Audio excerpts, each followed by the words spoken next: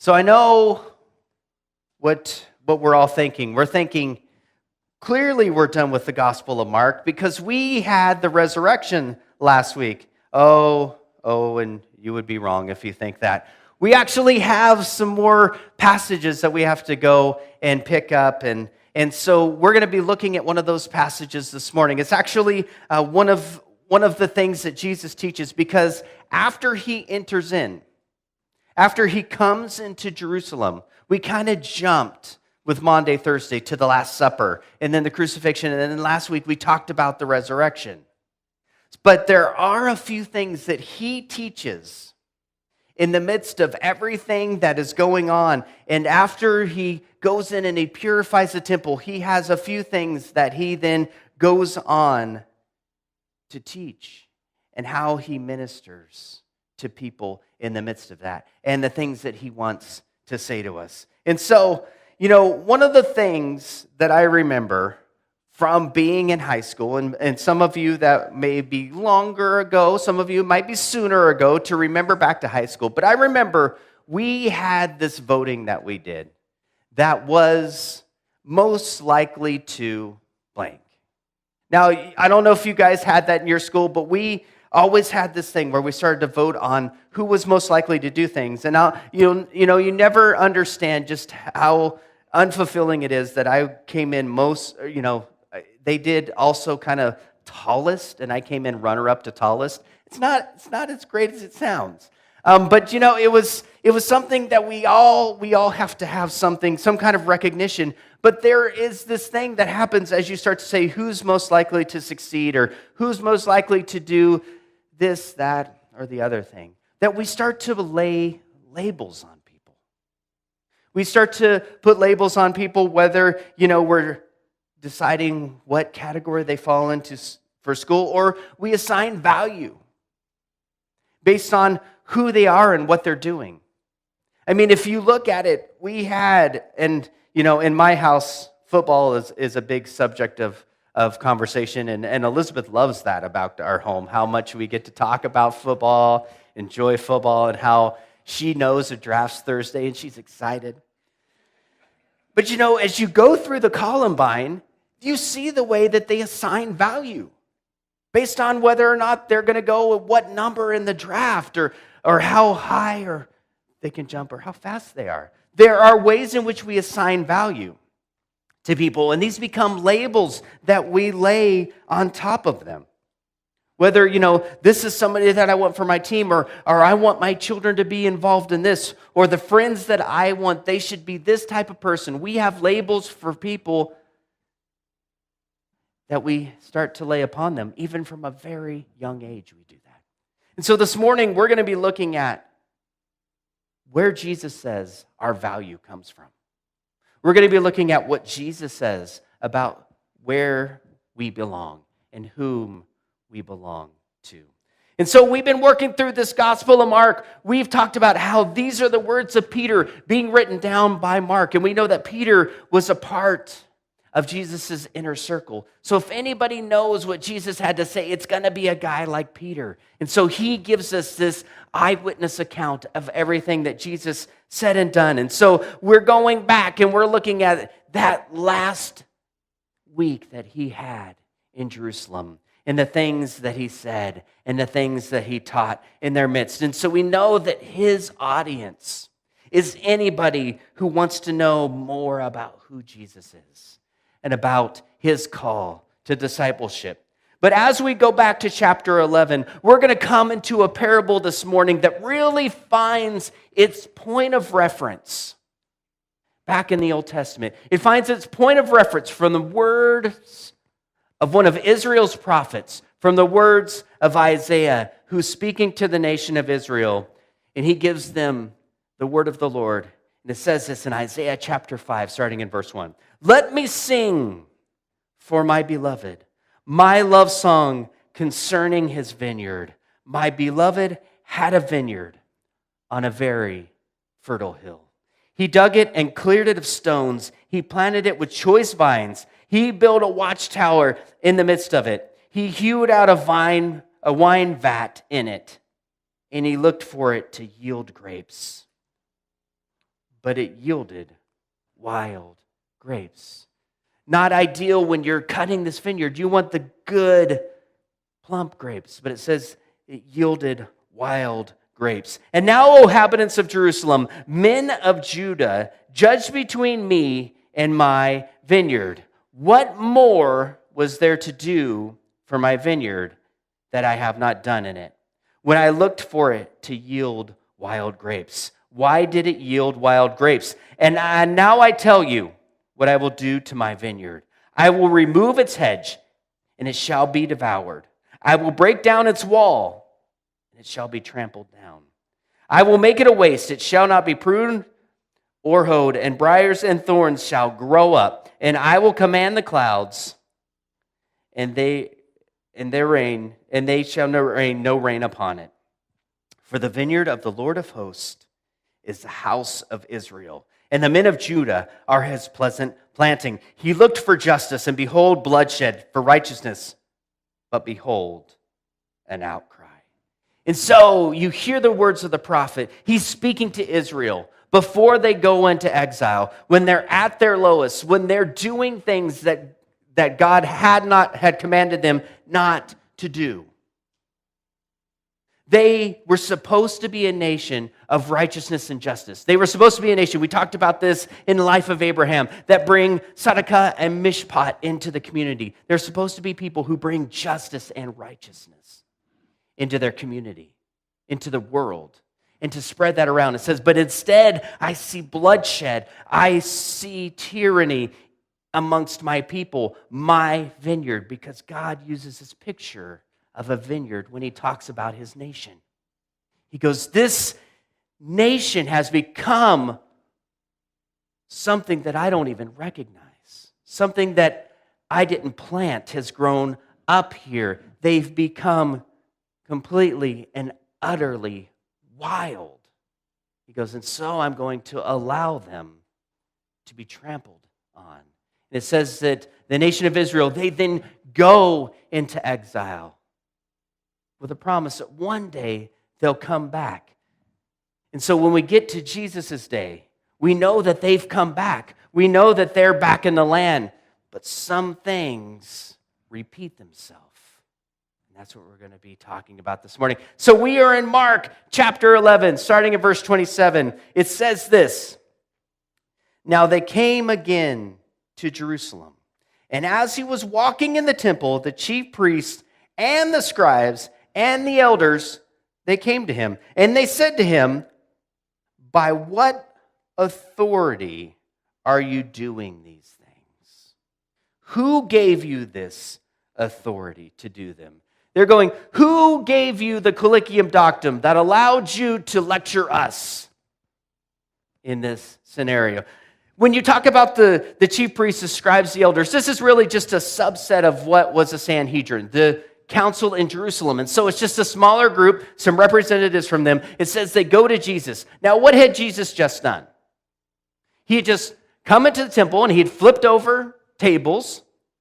And then it says that, he tied these cords together and made a whip and started chasing people around, trying to find out how much cardio they involve in their exercise routine. They had to run. That's what Jesus had just done to them. He came into the temple, he saw what was going on there, and he had a zeal for God. It says he tosses over tables, he starts to chase people out, and they're running from him. And it says that after he does all of that, they come and they go, why do you think that you can do those sort of things? I think they probably waited till he set down, the whips and the cords, because you don't lecture the guy who's got a weapon. Now, in the midst of this, they go, Jesus, why do you think that you can do that? Who gave you the authority to do those things? Because, see, in their mindset, you can't insult the temple complex unless you're a leader. Now, these people were responsible for the temple, and so they're coming to Jesus and go, who gave you the right to behave in this manner? Who told you that it was okay, that you had the authority to do that? And it continues on, and Jesus said to them, I'll ask you one question. Answer me this, and I will tell you by what authority I do these things. Was the baptism of John from heaven or from man? Answer me. And they discussed with one another. They were saying, if we say that it's from heaven, then he will say, why did you not believe him? But if we say it's from man, they were afraid of what the people would do if they said that. Because many people held that John was really a prophet. And so they have a real problem here. They're like, if we say that, we think that what John said's from God, then Jesus is going to be like, then why don't you believe what he said about me? They go, but if we say that he's not a real prophet, then everybody here that we're trying to win over away from Jesus, they're going to be upset with us. So they feel like, we can't really answer this question. So they answer Jesus, we don't know. And Jesus said, then neither will I tell you by what authority I do these things. And in that moment, they're exposed. You see, they're not really concerned with whether or not Jesus has the authority and then be able to reform if he's truly sent by God. What they are really interested in doing is stirring up a dissension because Jesus had this huge following. Many people were just waiting to see what Jesus does next. They really just have a lack of sincerity and they're ignorant about the things of God. And so in the midst of all of that, Jesus exposes them by asking them this question, not by dodging the question, but by saying, how about you explain to me who John is, and then we'll have this conversation. And he exposes that they just don't really care about it. And so Jesus, as a result, it says he began to speak to them in parables. We talked about parables earlier in the gospel, how it encourages those who are faithful and confuses those who've already rejected his message. So it says he speaks to them in parables, and he uses a very familiar picture, a vineyard. And he calls back that imagery that came from Isaiah, which they would have been very, very familiar with. It says this, a man planted a vineyard. He put a fence around it. He dug a pit for the winepress, and he built a tower, and he leased it to tenants and went into another country. Now, this is something that they would have been very familiar with. Wealthy landowners would build a vineyard. They'd build this huge complex in order to process the grapes for wine, and then they would go off and they would hire people to go and work it. And many of the people in Jesus' day, they were people who would be the type of person who would seek that employment to work a vineyard. So he's using something they would have been very familiar with. He says, when the season came, he sent a servant to the tenants to get from them the fruit of the vineyard. And they took him and they beat him and they sent him away empty-handed. Well, that's a nice way to treat somebody. But it says that he sends his servant to take from the vineyard what is owned to the vineyard owner. And it says that they beat the servants as a result. And again, he sent to them another servant. And they struck him on the head and treated him shamefully. And then he sent another and they killed him. And so many others. Some they beat and some they killed because everybody likes variety. So some they beat, some they killed. And Jesus is going, that's our history as a nation. All throughout the history of Israel. Israel being pictured by a vineyard, all throughout history it says that God sent his prophets to Israel. Some were killed and some were beaten. And then if you get lucky enough to be Jeremiah, he actually told the nation of Israel, don't go to Egypt for help. So they threw him into a deep well after they beat him, and then they pulled him out and took him to Egypt. It's kind of like insult to injury for this guy. But he says this about the nation of Israel. He says, from the day that your fathers came out of the land of Egypt to this day, I have persistently sent all my servants, the prophets, to them, day after day, yet they did not listen to me or incline their ear, but they stiffened their neck and they did worse than their fathers. All throughout the history of Israel, as prophets came, they were treated horribly, beaten or killed. And it says that as that happened, the nation of Israel got worse and worse and worse. And Jesus is going, are you following me here? He still had one other, a beloved son. Finally, he sent him to them, saying, they'll respect my son. If I send my son, they'll respect my son because the son has the authority of the father.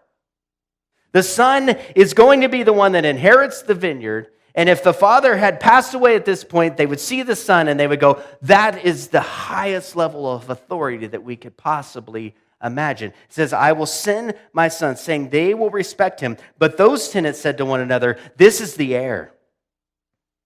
Come, let us kill him. An inheritance will be ours. Because not only did they kill all of the servants and beat, the master goes, I'll send my son, the one who bears my full authority, and they'll have to listen to him. It says, they say, let's kill him and take his inheritance. It says they took him and they killed him and they threw him out of the vineyard. What will the owner of the vineyard do? He will come and destroy the tenants and give the vineyard to others. This is going on in their midst. He goes, you've been sent prophets. Now the Son of God is in their presence. What are you going to do now? He said, have you read the scripture? The stone that the builders rejected has become the cornerstone. This was the Lord's doing, and it's marvelous in our eyes. It's very obvious what Jesus is saying. It's not lost on those who are hearing. It's not lost on the representatives from the temple. They know exactly what he's talking about. He goes, I am that cornerstone. I'm the one sent by God. And right now, you're rejecting me and everything that God has promised for Israel. It says this in verse 12. And they were seeking to arrest him, but they feared the people, for they perceived that he had told the parable against them. Well, duh. It was very on the nose. So they left him and they went away. And so they think, well, we can't win this full frontal questioning his authority. So we got to come up with a new way to have Jesus just trip up enough so that we can destroy them. And so they decide, we can't beat him in a battle of wits because we've come unarmed. So let's single him out as a traitor to his people. And so it says, and so they sent him some of the Pharisees and some of the Herodians to trap him in his talk. They're like, we can get him to just slip up a little bit. We'll have him right where we want him. And they came to him and they said, Teacher, we know that you are true and you do not care about anyone's opinion, for you are not swayed by appearances, but truly teach the way of God. This is very, very true. But this is coming from a very, very suspect source, not somebody who would say these things about Jesus. So they've decided, let's just flatter him a little bit. Flattery will get you nowhere, somewhere, or anywhere. Might as well take a shot. They say this, is it lawful to pay taxes to Caesar or not? Should we pay them or should we not? And as we're very thankful for Admiral Akbar showing up again, letting Jesus know that it's a trap. Because that's the type of question that's being asked in this moment. They're asking him a question that has a lot of backdrop for their culture. They're asking him whether or not they should rebel against Rome. Because you see, if Jesus says, yes, pay your taxes, then all of the people who had been following him would be like, he's a traitor, he's a collaborator with Rome. It's time to go home. He's not who he thought he was. He's just another one of those religious elites that want to make the government happy so that they can prosper. That's what happens if he says, yes, pay your taxes.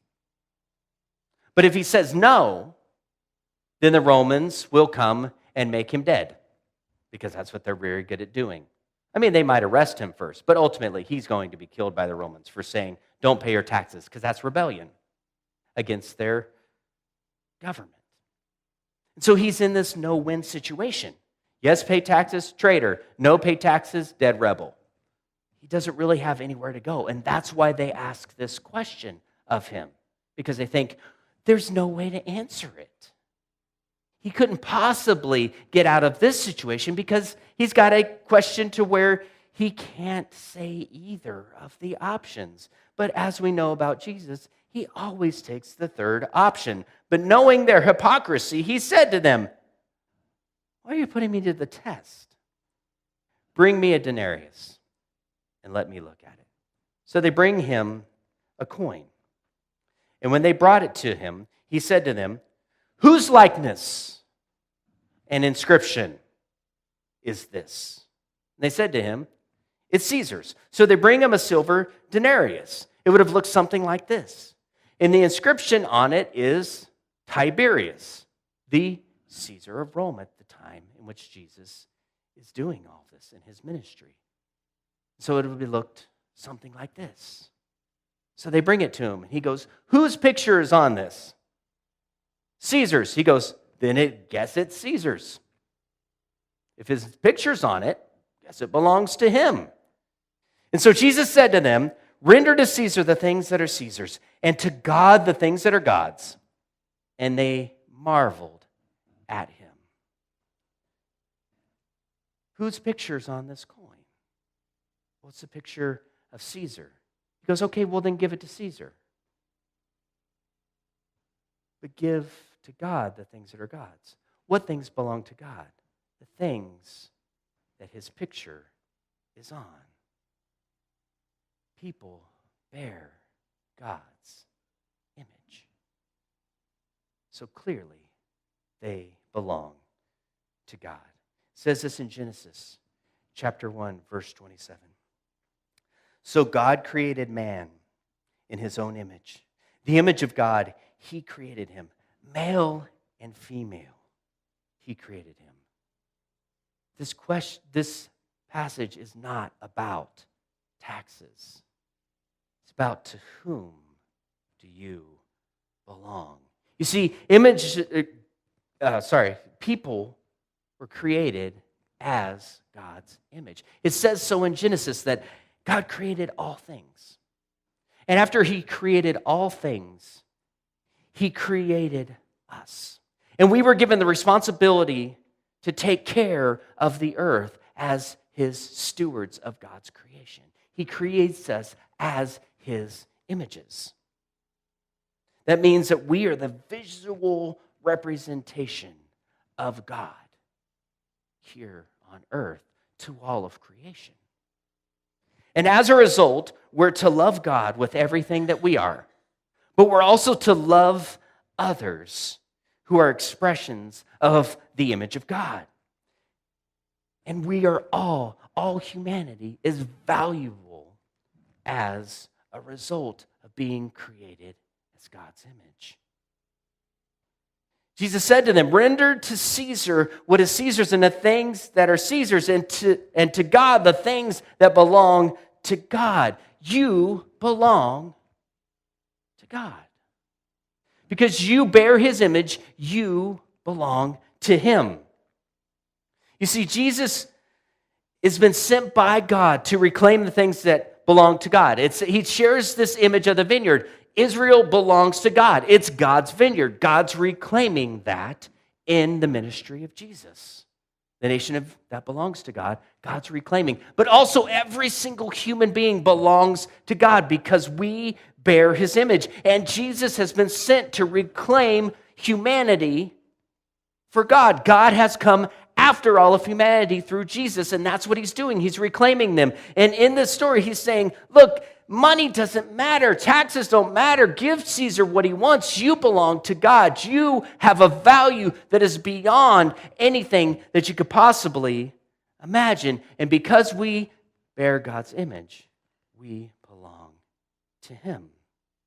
You see, there's many things in our life that we allow to assign our value. We look at ourselves and we think of things that make us enough or make us adequate based on our own assessments. We give power over ourselves based on what we think we should be like or what others think we should be like.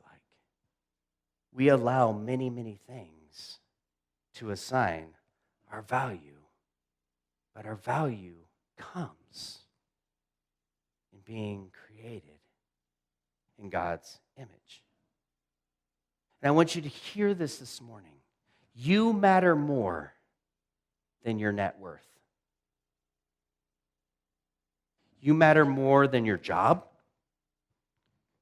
You matter more than your car or your house. You matter more than your status. You matter more than your talents or your abilities. You matter more than your appearance, what you see when you look in the mirror. You matter more than the likes that you get on your social media posts. Some of us might think, that's kind of funny, but some people find their worth there. You matter more than that. You matter more than your relationships, and you matter more than your intelligence. You matter more than anything, any metric that you would use to evaluate yourself. You matter so much more.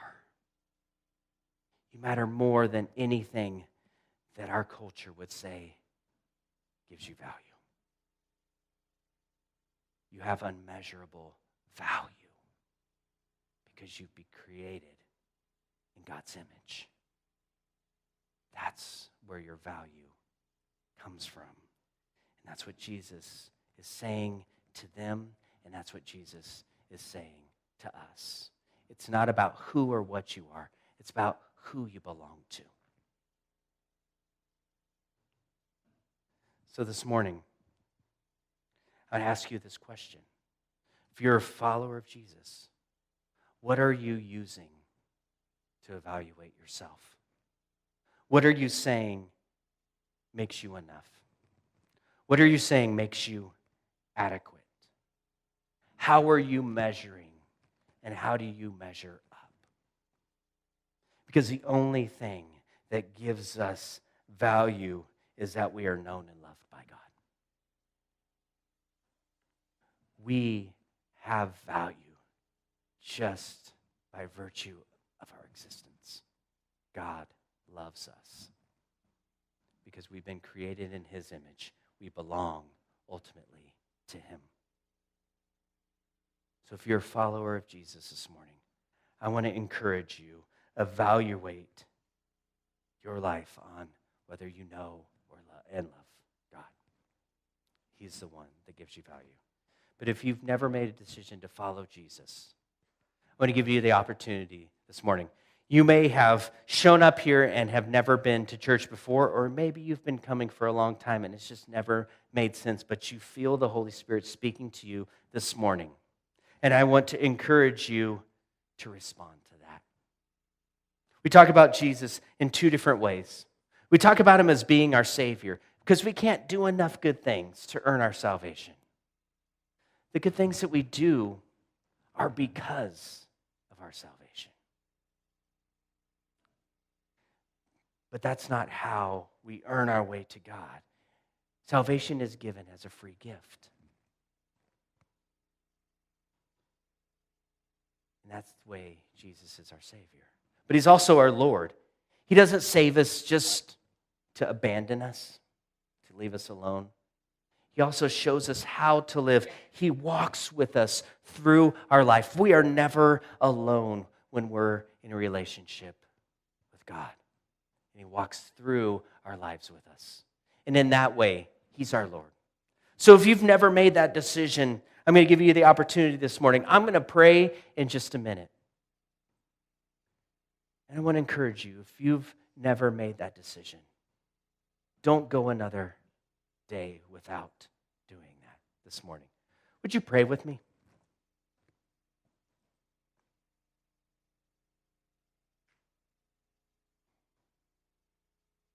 Father God, thank you for your word. Thank you that it is the power of God for salvation.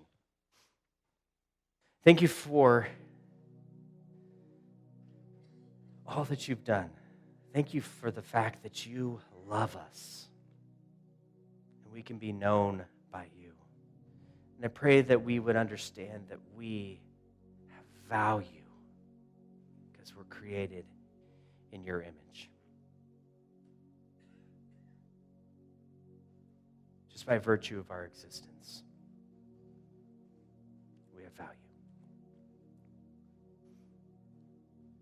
We belong to you. Thank you for your word that helps us to be assured of that. But for those who have never made a decision to be a part of your people, to be a part of your kingdom,